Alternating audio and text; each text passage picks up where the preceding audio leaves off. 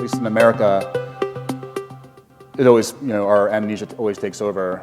I was taught, once I broke 5 feet, my dad was like, now you're a target. Any encounter with the police can escalate, and then something very terrible happened. And so that's my weather. That's the fact of being an African American, a person of color in the United States.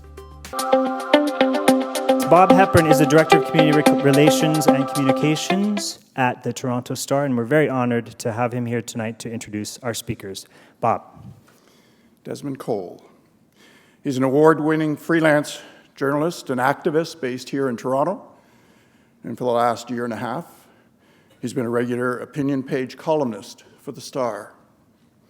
And in those columns, he's written on issues ranging from immigration, policing, civic engagement, housing, social support, and more. His work can also be found in Toronto Life, Walrus, Now, Torontoist, Ethnic Isle, and several other publications, some of which are competitors to the Star. So I won't mention the Globe and Mail and others. I haven't heard from the Globe and Mail. Yay. In 2015, he was honored 3 times at the 2015 National Magazine Awards, including a gold prize for Best New Magazine Writer. He also hosts a radio program every Sunday afternoon on News Talk 1010. And he's currently working on his first book about the experiences of Black Canadians. Colson Whitehead. Well, I don't think anyone here needs an introduction to him, otherwise you wouldn't be here. Still, I want to say a few words about him. You all know him as the award-winning author who's just published the book Underground Railroad, that is winning huge praise from such people as Oprah and President Barack Obama. Obama put the Underground Railroad on his list of 5 books for his summer vacation reading. But this is the part that I like. As a child growing up in New York City, Colson believed the Underground Railroad was a real, in his own words, a subway beneath the earth. Well, it's not, as we in Canada know quite well. Colson Whitehead was born and raised in Manhattan, and after graduating from Harvard College, he started working at the Village Voice, where he wrote reviews of television, books, and music. His first novel, The Intuitionalist, was a finalist for the PEN/Hemingway Award and was the winner of the Quality Paperback Books Club's New Voices Award. He followed that success with more prize winners, including John Henry Days, The Colossus of New York, Apex Hides the Hurt, Sag Harbour, 01, and The Noble Hustle, Poker, Beef Jerky, and Death, which was a nonfiction account of the 2011 World Series of Poker. I asked him how he did. He didn't really tell me. He just said he didn't want to run out of money at the very beginning. He has also taught and been writer-in-residence at several top American universities and has written for the New York Times, the New Yorker, Harper's, and others. Of writing The Underground Railroad, Colson said in an interview that he, quote, felt more in control when I was writing this book. I was teaching a lot, and I was a pretty ruthless editor of my students' fiction. It seemed unfair to save myself from the knife, and so I became a much better editor of my stuff over the last couple of years. The results of that control and that ruthless self-editing is this marvelous new book that we will hear about tonight. Please welcome Colson Whitehead and Desmond Cole. Thanks, Star Talk, for having me, and all you nice folks for coming out. It's a nice change from my usual Monday night. Good evening, everybody. This is very exciting, and there are way too many of you in this hall. Thank you so much for coming and for supporting this event. Thank you to the reference library. Colson, I'm so excited to do this with you, and I'm going to try and keep my mic in the right place. Surely. So the first thing I just want to say is congratulations on this incredible, incredible book, and thank you for writing it.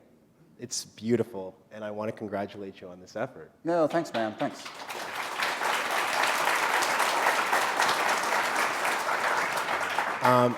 I was in St. Louis this weekend, in the St. Louis area, including Ferguson, Missouri, and I want to make sure I get the name right of where I visited, but I met a couple of young men there, and they showed me a lot of different places in the kind of suburban St. Louis area. One of the places that we went to was called Fort Belle Fontaine. I don't know if you're familiar with it. I am not. It's right on the Mississippi, and it's a gorgeous view. You can see Illinois from your side where you are in St. Louis, Missouri. And we walked along the Mississippi and eventually came to this structure. It was a stone wall, but on either side of it were these structures that almost looked like they were change rooms. And in the middle of this kind of like clearing was a big block, cement block. And the folks told me that this was a slave auction block, and that the two chambers had actually been for men and women who were enslaved, and they were sold right there on the Mississippi. I was really not ready for this. It was like so intense of an experience to go and see this. I have to imagine that you visited a lot of places like this in the research of your book. Is that the case? Sadly, I didn't. I'm really sort of a lazy person, and Well, I tried. so the main research I did was rereading a lot of the slave narratives I first encountered when I was in college. Frederick Douglass, Harriet Jacobs, and then in the 1930s, the U.S. government, trying to put people back to work, hired writers to interview former slaves, people who were in their 80s and 90s, who had been kids at the time of the Civil War. And they collected just hundreds and hundreds of oral testimonies. And that's where I got most of the details that hopefully make the first section realistic. I was just hoovering up, Hoover, an old name for a vacuum cleaner. I think some people got that one. Nouns and verbs and adjectives, to hopefully make those pages live. And then my one field research was taking plantation tours in Louisiana. I'd written 2/3 of the book, but just wanted to get the atmosphere. And so I got on a tour bus from New Orleans. I was the only black person on the bus, and then another black person came on, but it turned out she worked for the tour company. So it's me and a bunch of white tourists, and we stopped at two places. One is the Whitney Plantation, which is a new place, and it's it's a museum devoted to the slave experience. And I got a lot of names there, got to see restored cabins and a little jail, I guess, where you would go if you're being punished. And then the other half of the tour was the Oak Alley Plantation, where they film various movies, and that's devoted to the slave master's plantation. So we're going there on the bus, and the tour guide says, well, plantation life wasn't all just sitting on the porch drinking mint juleps. You had to keep track of the accounts, keep track of the slaves. I'm sure it was very trying. And you can have your wedding there. You can have an authentic antebellum wedding on the premises, if that's your style. And the website says if you want to they have a hotel, so the website says if you want to break free from hotel chains, you can stay at the Oak Alley Plantation. So if you want to mix it up when you're in Louisiana. Wow. No, it's interesting because when I was at Fort Belle Fontaine, on the drive there was a plantation that's been preserved, and it's the exact same thing. My friends who were in the documentary film crew with me, who were there with me this weekend, they can tell you this. Like, folks have weddings there still to this day, and it's a main attraction. And I met a 21-year-old black young man who is paid to go in there and take photographs. So he makes his living in part by going to these elaborate wedding ceremonies of white people who get married on a plantation site in the greater St. Louis area. There's always work at the post office. But yes, I mean, it's a big tourist attraction. What I was really trying to get at with that first story, though, was that this is so beautifully and meticulously researched. And in between many of the chapters here, we have these bulletins. I'll read one of them, for example. $30 reward will be given to any person who will deliver to me or confined in any good state so that I get her again, a likely yellow Negro girl, 18 years of age, who ran away 9 months past. Now, of course, this is, it seems, referring to our main character in the story, who was also 18, or thereabouts at the time, but you have these scattered throughout the book. Were these taken directly from bulletins of slaves? Sure, yeah. Those are classified ads that ran in papers in North Carolina. And, you know, as a fiction writer, I like being a ventriloquist, and I like doing people's voices and figuring out how their language works. But the language of the classified ads was too perfect, and so I just put them in there. They're in the public domain, and no one's going to sue me or anything like that. Everybody's dead. And you know, they ran in the backs of newspapers. Your slave runs away, and the same way you put an ad for your lost pet in the laundromat. If they get lost, you put an ad for your lost property. And so they go like $30 reward for my slave Suki, who ran away for no reason whatsoever, has a burn on her elbow from an accident. And of course, you know, from our distance, we wonder, of course, we know why she ran away. We wonder how she got that burn. And so, you know, they seem too perfect for me to replicate, so I put them in there. And then there's a last one for Cora, which is sort of different in format, and it's me sort of apologizing to her for everything that happens to her in the book. And it's in a different language, and I think, you know, the whole book is pretty heavy, but definitely towards the end, I wanted to give a sort of gift for me personally, like not the writer, but sort of apologizing, I guess. But. Was there a moment or a series of events in life for you that made you want to write this kind of story? How did this story come to you? Sure. I mean, I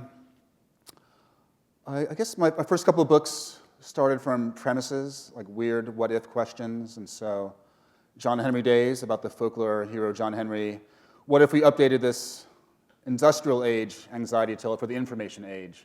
And I was sitting on my couch and came across a reference to the Underground Railroad, and remembered how when I was a kid, in fourth grade, the teacher, you know, told me about the Underground Railroad, and the words were so evocative, I envisioned a subway. And then, of course, a minute later, she explains that's not how it actually worked. That's sort of ridiculous and impractical. But I thought, what if that's that was a premise for a story? It'd be kind of strange. And then I added the element of each state that Cora goes through as she moves north is a different state of American possibility. So South Carolina has its own American scheme, and North Carolina, sort of like Gulliver's Travels, was a way to describe it to other people.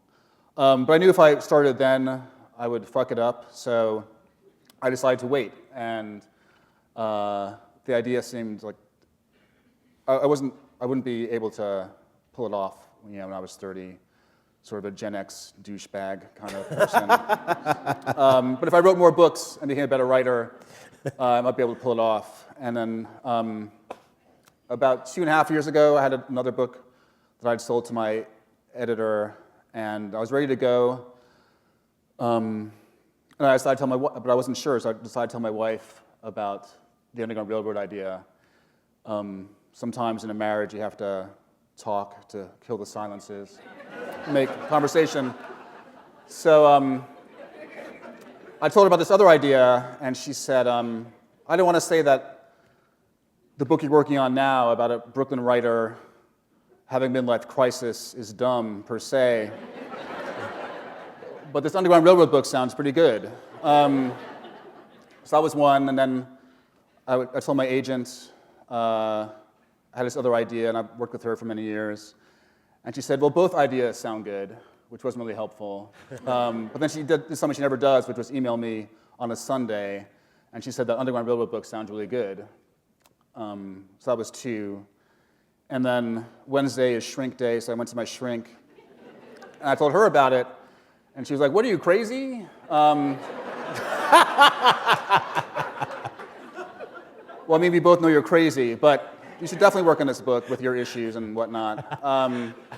So I just left my editor, who had already sold this other book to, and he just said, giddy up, motherfucker, which is publishing talk for, that's a very good idea, and we should pursue it. So. Wow.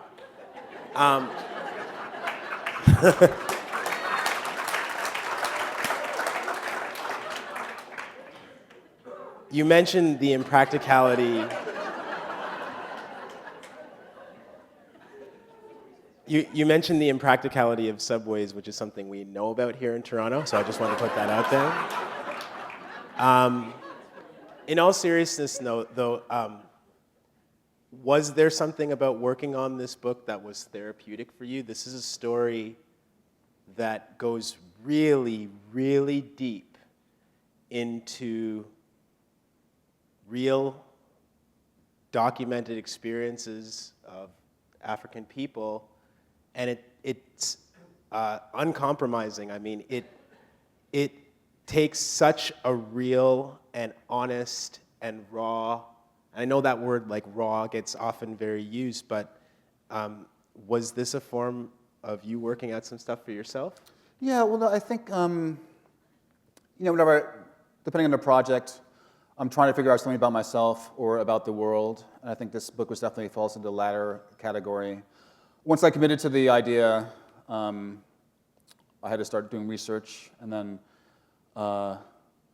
coming to the subject as an adult, and really knowing, and as someone who has kids, I have a different reckoning with slavery than I had, say, when I was 8 and saw Roots for the first time with my parents, and they called us into the room to watch the miniseries.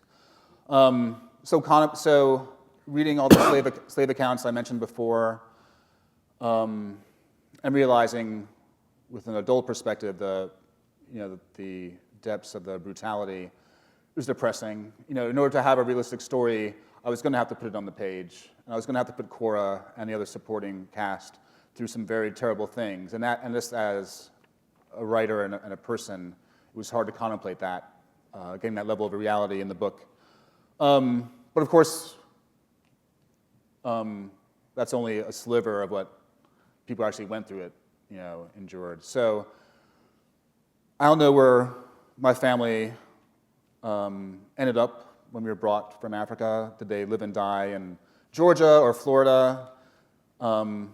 Past 100 years, there's not much trail of where my family lived and died.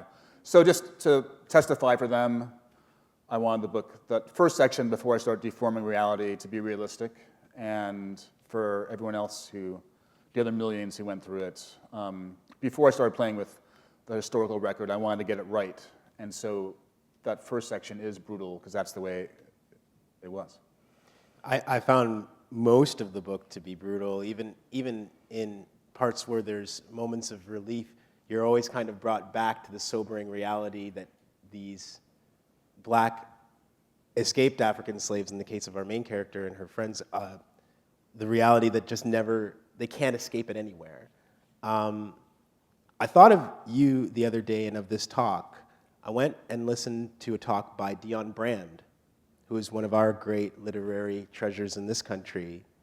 And Dion Brand was actually quoting from Christina Sharp. And Christina Sharp has written a book called In the Wake, Being in Blackness. And in that, she talks about the weather And the weather for her is this metaphor for white supremacy, for this force that just kind of is part of the day-to-day climate that you cannot escape.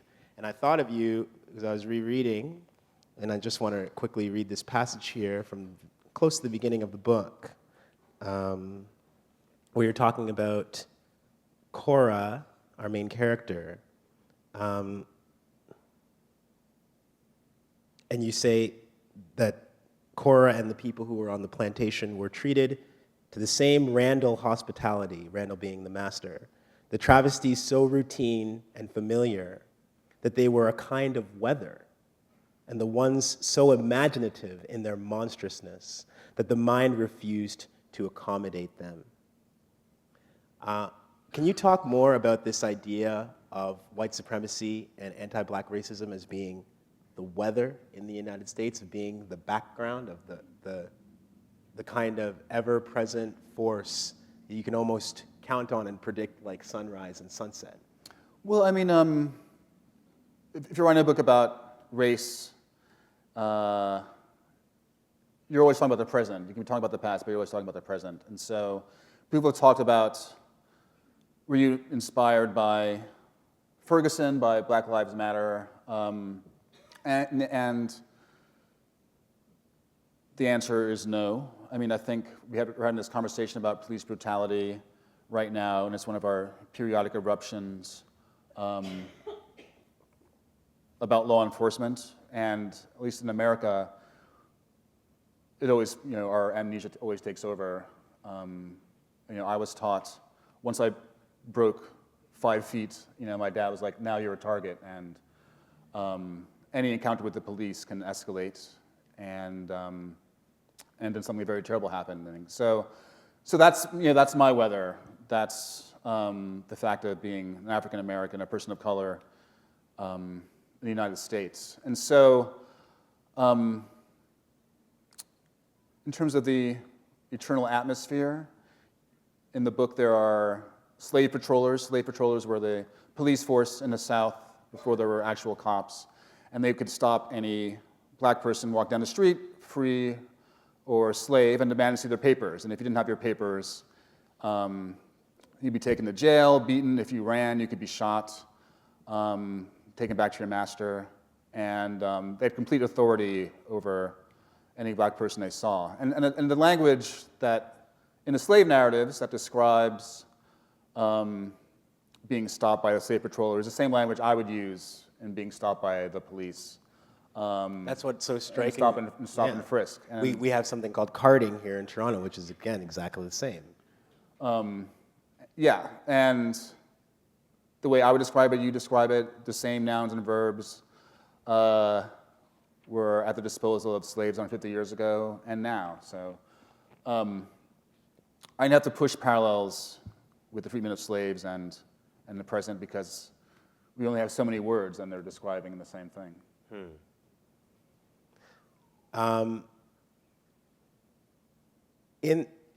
We were talking about this just a little before we came out.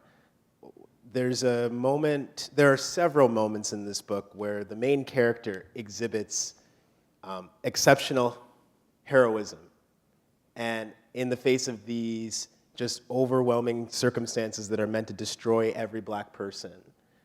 And one of those is actually on her own plantation, but it has nothing to do with the masters or any slave patrollers. It's actually a black person that takes over a little patch of land that her mother and her grandmother, who also were on that plantation, used to grow yams and cabbages and things like that. And one day she goes and she sees that a new enslaved African man who's moved in to the plantation has just taken in and built a doghouse on it. And she decides to take her hatchet to that doghouse. And I'm like, yes, I'm reading this and I'm like, good. But what really got me afterwards was that there's no immediate reward or validation on the plantation for an act of heroism like this. And in fact, Cora is blacklisted and outcasted by a lot of her peers for doing something like this. And it hurt to read this and to see that. And that seems like it's an enduring theme throughout the book, is that these acts of heroism sometimes, well, they won't get you nowhere. Well, yeah, I mean, I guess I was going to read at one point, so maybe there are 2 points that are really defining for me in terms of figuring out her character. And one is that one, and the other one is when it's the party for old jockey. Yeah. So maybe I can read that part. We didn't sort of arrange like when I should read, so maybe I'll open it up. I can't believe I'm reading your stuff while No, I'm you're going to read on it. the I'm going to read stage, it. No, so I'm going to read it. I made that mistake the first time, so please go ahead. So, yeah, sure. So it's the birthday party of old Jockey, who's the oldest slave on the plantation, and whenever he feels the need for release, he'll declare it's his birthday. It could be once a year, twice a year, and they have food and music, and it's a release in the hell. And then there's reference to Caesar. Caesar's the one who convinces Cora to run. It's the Randall plantation, Terrence and James Randall.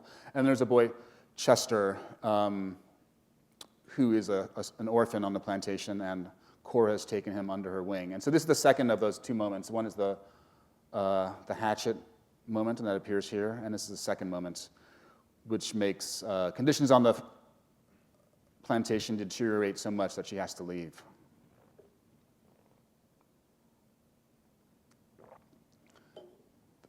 The music stopped, the circle broke. Sometimes a slave will be lost in a brief eddy of liberation, in the sway of a sudden reverie among the furrows, or while untangling the mysteries of an early morning dream, in the middle of a song on a warm Sunday night. Then it comes always, the overseer's cry, the call to work, the shadow of the master, the reminder that she's only a human being for a tiny moment across the eternity of her servitude. The Randall brothers had emerged from the great house and were among them. The slaves stepped aside, making calculations of what distance represented the right proportion of fear and respect. Godfrey, James's houseboy, held up a lantern. According to old Abraham, James favored the mother, stout as a barrel and just as firm in countenance, and Terence took after the father, tall and owl-faced, perpetually on the verge of swooping down on prey. In addition to the land, they inherited their father's tailor, who arrived once a month in his rickety carriage with his samples of linen and cotton. The brothers dressed alike when they were children and continued to do so into manhood. Their white trousers and shirts were as clean as the laundry girl's hands could make them, and the orange glow of the lantern made the men look like ghosts emerging from the dark. "Master James," Jockey said. His good hand gripped the arm of his chair as if to rise. "Master Terence." "Don't let us disturb you," Terence said. "My brother and I were discussing business, and I heard the music." I told him, "Now that is the most god-awful racket I'd ever heard." The Randalls were drinking wine out of goblets of cut glass and looked as if they'd drained a few bottles. Cora searched for Caesar's face in the crowd. She did not find him. He hadn't been present the last time the brothers appeared together on the northern half of the plantation. You did well to remember the different lessons of those occasions. Something always happened when the Randalls ventured into the quarter, sooner or later. A new thing coming that you couldn't predict until it was upon you. James left the daily operations to his man Connolly and rarely visited. He might grant a tour to a visitor, a distinguished neighbor or curious planter from another neck of the woods, but it was rare. James rarely addressed his niggers, who'd been taught by the lash to keep working and ignore his presence. When Terence appeared on his brother's half of the plantation, he usually appraised each slave and made a note of which men were the most able and which women the most appealing. Content to leer at his brother's women, he grazed heartily upon the women of his own half. "I like to taste my plums," Terence said, prowling the rows of cabins to see what struck his fancy. He violated the bonds of affection, sometimes visiting slaves on their wedding night to show the husband the proper way to discharge his marital duty.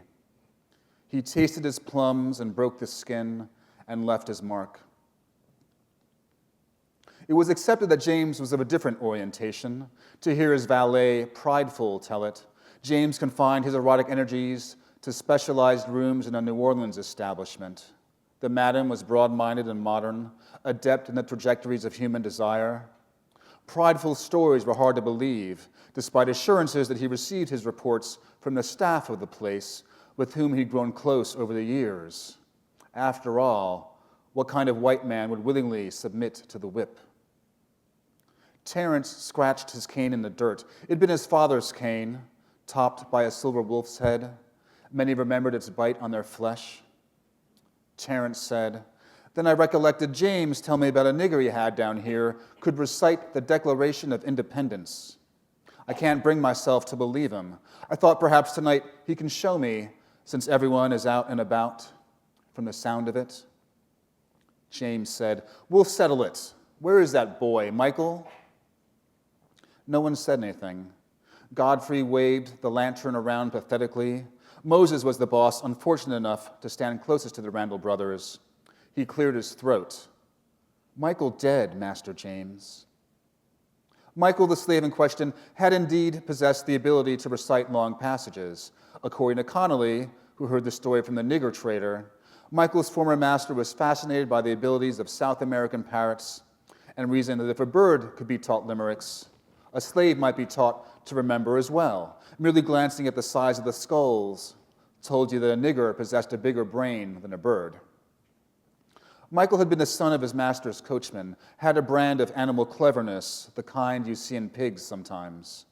The master and his unlikely pupil started with simple rhymes and short passages from popular British versifiers. They went slow over the words the nigger didn't understand, and if truth be told, the master only half understood. But they made miracles, the tobacco farmer and the coachman's son. The Declaration of Independence was their masterpiece. Michael's ability never amounted to more than a parlor trick, delighting visitors before the discussion turned, as it always did, to the diminished faculties of niggers. His owner grew bored and sold the boy south. By the time Michael got to Randall, some torture or punishment had addled his senses. He was a mediocre worker. He complained of noises and black spells that blotted his memory. In exasperation, Connolly beat out what little brains he had left. It was a scourging that Michael was not intended to survive, and it achieved its purpose. James said, "I should have been told," his displeasure plain. Michael's recitation had been a novel diversion the 2 times he trotted the nigger out for guests.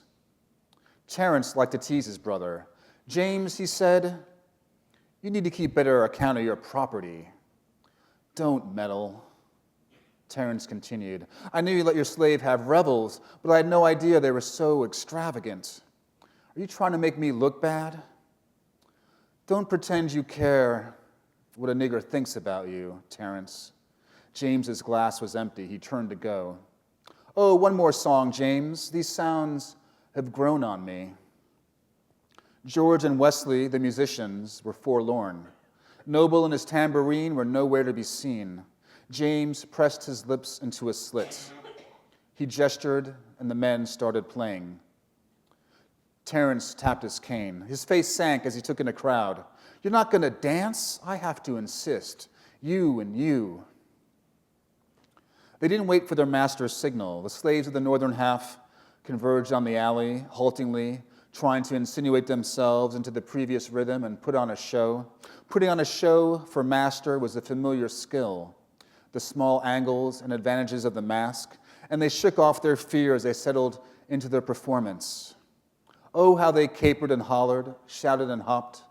Certainly this was the most lively song they'd ever heard. The musicians, the most accomplished players the colored race had to offer. Cora dragged herself into the circle, checking the Randall brothers' reactions on every turn like everyone else. Jockey tumbled his hands in his lap to keep time. Cora found Caesar's face. He stood in the shadow of the kitchen, his expression flat. Then he withdrew. "You!" It was Terence. He held his hand before him as if it were covered in some eternal stain that only he could see. Then Cora caught sight of it, the single drop of red wine staining the cuff of his lovely white shirt. Chester, the boy, had bumped him. Chester simpered and bowed before the white man. Sorry, master, sorry, master. The cane crashed across his shoulder and head again and again. The boy screamed and shrank to the dirt as the blows continued. Terence's arm rose and fell. James looked tired. One drop. A feeling settled over Cora. She'd not been under its spell in years since she brought the hatchet down on Blake's doghouse and sent his splinters into the air. She'd seen men hung from trees and left for buzzards and crows, women carved open to the bones and left open to the bones with the cat o' nine tails, feet cut off to prevent escape and hands cut off to stop theft. She'd seen boys and girls younger than this beaten and had done nothing. This night, the feeling settled on her heart again. It grabbed hold of her, and before the slave part of her caught up with the human part of her, she was bent over the boy's body as a shield. She held a cane in her hand like a swamp man handling a snake and saw the ornament at its tip. The silver wolf bared its silver teeth. Then the cane was out of her hand. It came down on her head. It crashed down again, and this time the silver teeth ripped across her eyes and her blood splattered the dirt.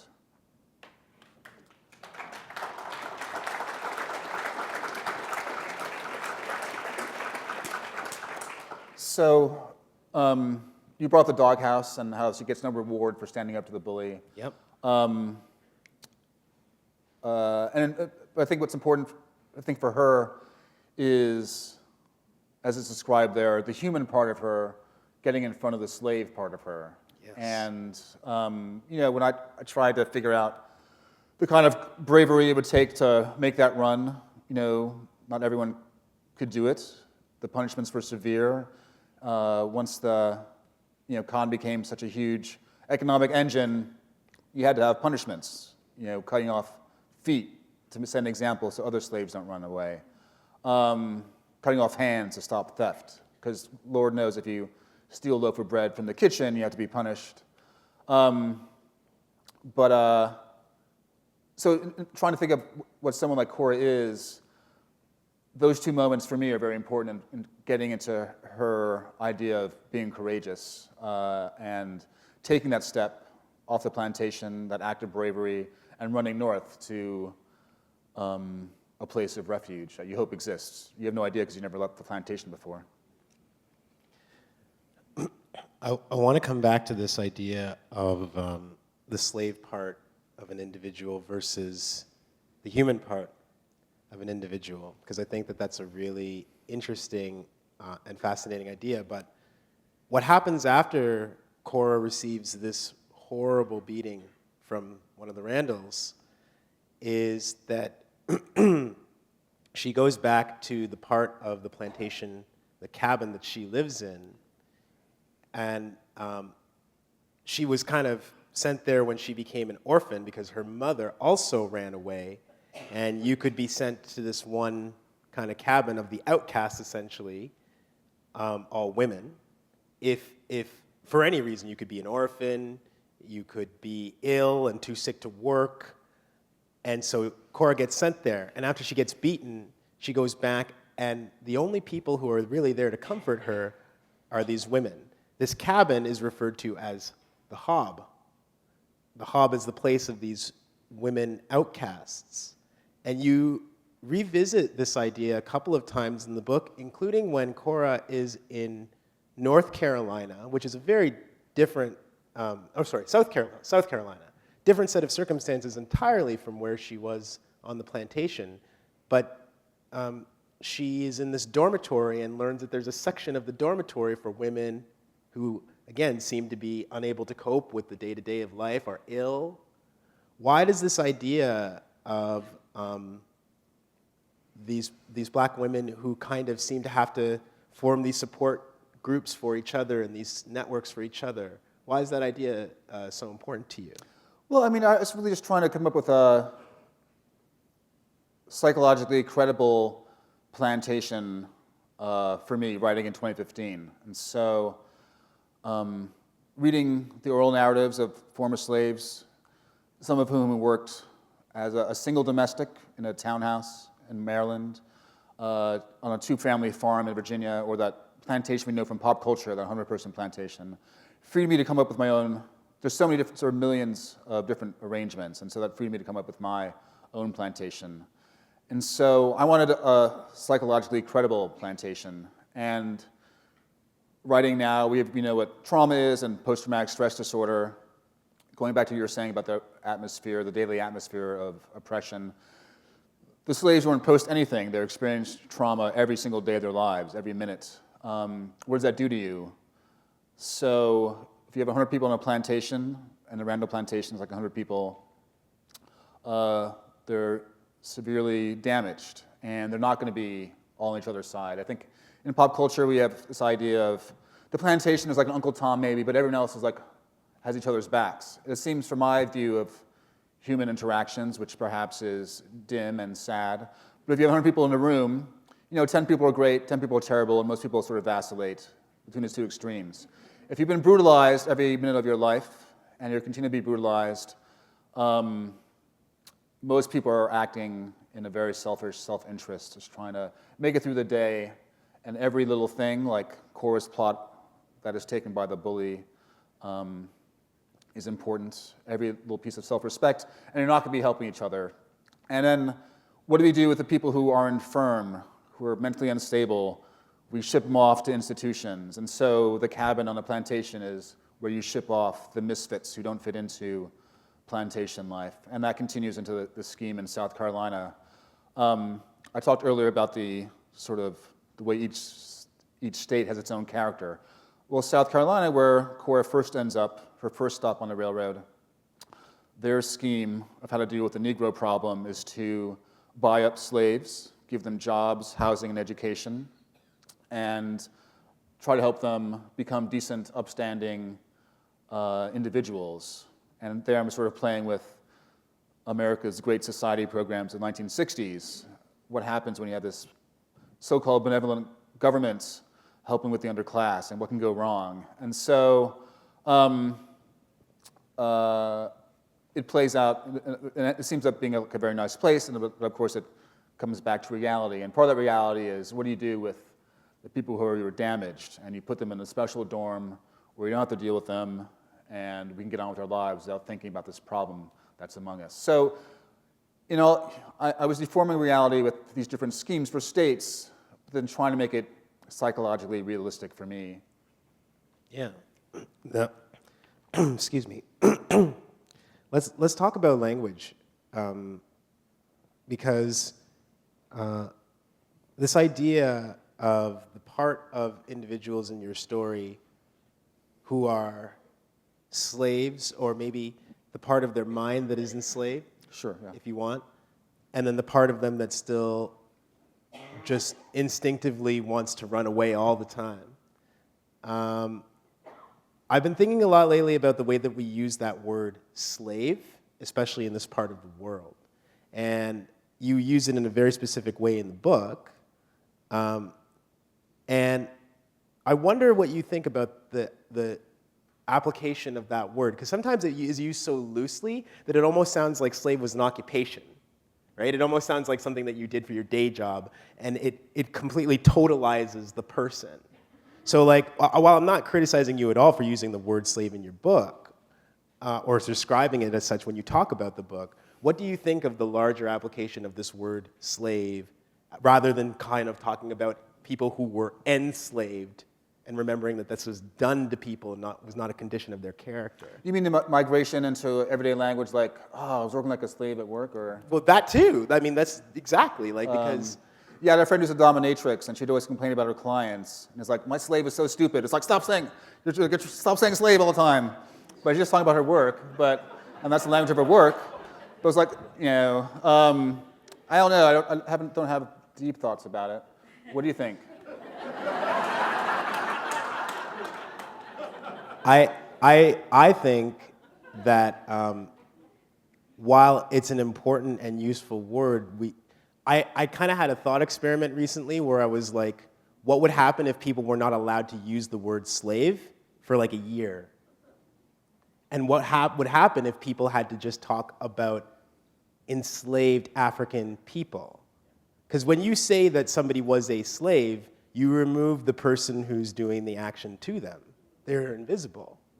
And I kind of started wondering about what would happen, just as a thought experiment, as if we started thinking about that language consciously. And so, we have people in our country like James McGill, the founder of McGill University, who enslaved 6 people, including a black woman who had his last name. And I start wondering what would happen if we started saying that, instead of saying like 6 slaves worked on James McGill's property, we said James McGill enslaved 6 black people, or 6 black and indigenous people, because there were also indigenous people.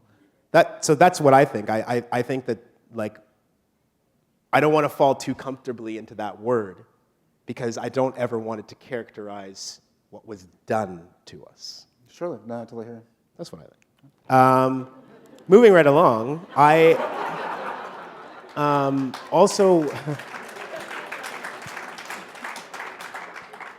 this would be a great time to plug my book, but I haven't written it yet. Do you have a title yet? No, I don't. I just pray that by this time next year, my wonderful publishers at Doubleday and I will be doing this in a library near you. Surely. Yeah. I also wanted to bring up, this is maybe more about an idea than it is specifically about language, but there was a picture on Facebook that somebody shared with me recently. There's a neighborhood here, a really nice neighborhood, nice, I mean high-income neighborhood named The Beaches here in Toronto, and somebody vandalized a car in The Beaches, and they wrote the words "nigger lover" on the car. I hear people gasping. I don't really think it's that surprising, to be honest with you. But I want to talk about the idea behind that language. There are all kinds of people in this book, white people, who are part of this railroad network and who are interested in helping black people be free. And they are seen by most of their society as being nigger lovers. There's a big problem with white people trying to emancipate black people, so much so that in many instances you can lose your life as a white person for engaging in this. So why is that idea important to you? Why was it important for you to examine how white people looked at one another in this kind of emancipatory struggle, and how white people tried to regulate other white people and say, we don't want you to love these black people? Well, I mean, I'm just trying to make again, going back to my 100 people in a room thing, I have a certain view of human nature, and it informs how the characters are made in the book. And so there are obviously people like the Randall brothers who are invested in the cotton trade and will never allow slavery to be abolished because they're making good money, and why would you want to mess with that? And there are white folks, mostly in the North, abolitionists, who find slavery abhorrent and want to end it. And they're in the book, and the Randall brothers are in the book. And then there are people like Ethel, who appears halfway through the book. She's married to someone who works on the Underground Railroad, and she could care less. Like many people who aren't directly invested, she doesn't spend a lot of time thinking about slavery. She just goes about her own life. She has her own struggles, and that is another. And I think people are falling on these different extremes, and that's, I think, an accurate portrait of people. There are people who are thinking about Syrian refugees and the homeless problem 5 miles away, and there are people who aren't. And some people are just trying to get through the day with their own struggles and aren't engaged in the particular issues of the day. And that's a part of being a human being. Not taking sides, because you actually don't give a shit, because life is hard enough that you're not thinking about it. So because I'm rebooting the book every 60 pages as she goes to a new state, it allows me to just have a really big cast and show these different sides of the slave experience, the freeman experience, and then people who are white people who are for, pro, and indifferent to black struggle. Mm-hmm. And it does do that job that you were talking about earlier of really complicating the story. So I know we have about 4 minutes before we're going to take some questions from the audience. We will have time for 2 or 3 questions. If there's anybody who wants to ask a question but who has an accessibility issue, if you would just please raise your hand. The mic is detachable and we can have somebody bring it to you. So I'm gonna, before we do that, I really want to talk about a character named Ridgway, who's one of the most gripping characters in the story for me. He's a slave patroller, but he's a veteran slave patroller. He's been doing this for a long time. He takes his work incredibly seriously, and his story weaves through Cora's story for most of the book. And I have the passage here, but again, you are going to read this.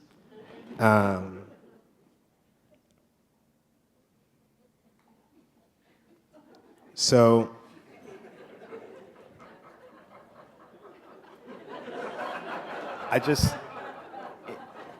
it's from Yeah, okay, yeah, the sure, Manifest Destiny part to like right there. Sure, like, You know? I hope I picked the right passage. No, it's just more just. So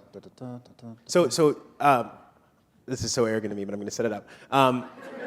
Yeah, Ridgway is speaking here, this slave patroller, about his views on what he does for a living and the position of white people like himself contrasted with the position of black people who want to be free.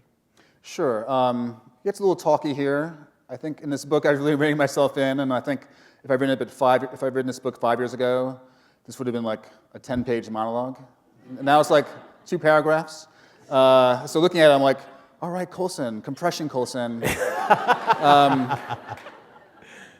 We come up with all sorts of fancy talk to hide things, Ridgway said. Like in the newspaper nowadays, all the smart men talking about manifest destiny, like it's a new idea. You'll know what I'm talking about, do you? Ridgway asked. Cora sat back. More words to pretty things up?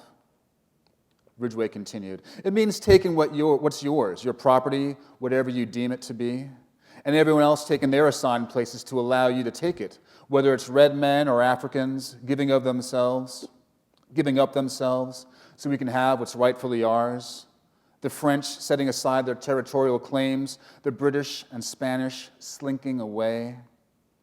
My father liked his Indian talk about the Great Spirit, Ridgway said. All these years later, I prefer the American spirit, the one that called us from the old world to the new, to conquer and build and civilize, and destroy what needs to be destroyed, to lift up the lesser races, if not lift up, subjugate, and if not subjugate, exterminate. Our destiny by divine prescription, the American imperative. Cora stood. I need to visit the outhouse, she said.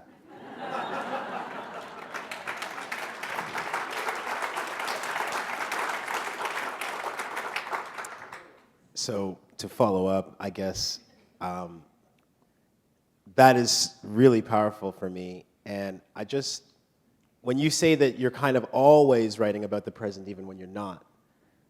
When you're talking about race, definitely, yeah. So talk to me about how Ridgway's feelings of manifest destiny in pre-Civil War America compared to how you think manifest destiny works in 2016. Well, I mean, I wanted a strong antagonist. Cora's a real sort of badass character, and I wanted to have someone who can stand up to her. About your question, I mean, I think it's a little more abstract. I don't think you have to. Obviously, all the imperialist energies that Ridgway becomes a spokesman for still are perpetrated around the world, not just in America, all over. I think what I was trying to do in not sticking to the facts of American history, by making things up and moving things around, I was able to enlarge the conversation. And so the book's not just about slavery, but in, say, the North Carolina chapter, where the solution to the Negro problem is to exterminate all black people, I can bring in Nazi Germany. The language of white supremacy in 1850 in America is the same language of Nazi Germany in 1830. And Harriet Jacobs' famous slave narrative, she spends 7 years in an attic before she can get passage out of North Carolina, reminds one of Anne Frank hiding in an attic. So how can I talk about this common oppression and not just limit it to American slavery? How can I talk about, because we're dealing with American 1850 and the Trail of Tears and the extermination of Native Americans, how can I bring their struggle and link it to the African struggle and the Jewish struggle, people being exterminated by a genocidal force? So, talking about then and now, it is all this one sort of eternal moment of oppression. And I think, there are times when I would wonder if I was going too over the top with this or that moment of racial atrocity, and then I could just listen to a news report about Trump's rally that day and the anti-Mexican, anti-Muslim, anti-woman, anti-human rhetoric, and think, no, I'm talking about then, I'm talking about now. All those energies are still with us. We have a great capacity for being despicable, and that's always with us. You mentioned Trump. What's the latest with that guy? I'm joking. We're not going there anymore. I think it's time for a few questions if we have them from folks. So I think there's a microphone right there. There is a microphone here if you're able. If you are not able, and there's somebody who has an accessibility issue but wants to ask a question from the audience, we will try to accommodate you as well by bringing you the microphone. Hello. Hello. Thank you for being here with us tonight to speak about this wonderful book. I've not read it yet, but I plan to do so now. I have a question about the narratives of enslaved Africans who, and these narratives, of course, were reported by mostly white university students, as I understand. And I've listened to some of them, and I've read some of them, and I wanted to ask, as you were reading these narratives, did you think that many of them were open about their experiences, seeing that they weren't far removed from slavery?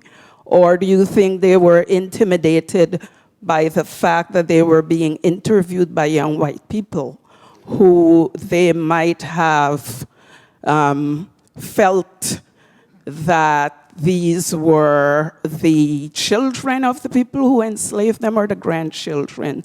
What did you think about these narratives? There are obviously famous slave narratives written by Frederick Douglass in his own words. Okay. There's a big moment in a lot of slave narratives where the slave who becomes free learns how to read, and then suddenly the whole world is open to them. That's an important moment. So many were written in their own words. Some of them are told to a respondent. The big source of my nouns and verbs were from white interviewers interviewing former slaves, mostly white interviewers. Mm-hmm.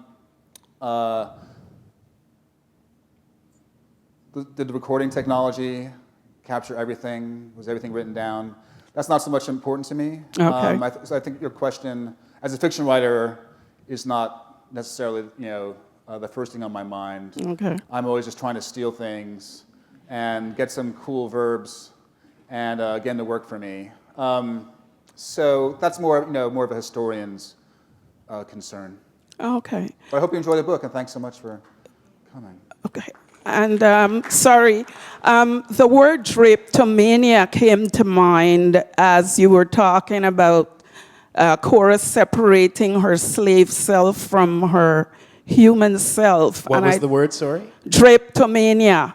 It's a term that was coined by a white doctor as a mental affliction of any enslaved African who thought that they should be free. So yeah, I it's sort of don't. like this ridiculous notion that a slave runs away because they have, I never pronounced it out loud, this affliction. It's like, why would you want to leave a plantation because you caught this disease, diptheria? In trying to think of, fiction writers have used that so many times, I couldn't actually put it in the book because it's been sort of mined.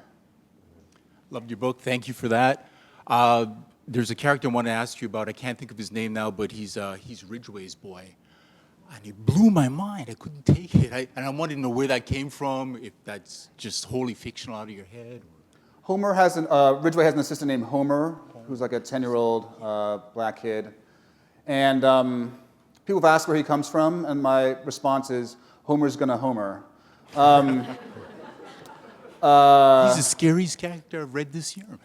Sorry? He was the scariest character I read this year. Yeah, well, I think this master-slave relationship has many different dimensions. There were masters who beat, raped, tortured their property, and yet still believed in their minds that they were benevolent masters. And there were slaves who, once slavery ended, kept working for their former owner. They knew nothing else, and they stayed. And so there's something of that. I was trying to access some of that weird corner of that relationship through Ridgway and Homer. Thanks for the question. Is that it? I'm getting the vigorous throat slashing sign that it's time. That went really quickly. But Thank you so much, Desmond. I want to thank you, and I want to let people know that this book and your other books are on sale at the back. And I just want to thank everybody once again. Sorry? Oh, and I shall be signing. You will be signing. And so thanks. Welcome again to Toronto. Thank you so much for this beautiful book. Thank you to all of you for coming, and have a wonderful evening. Thank you.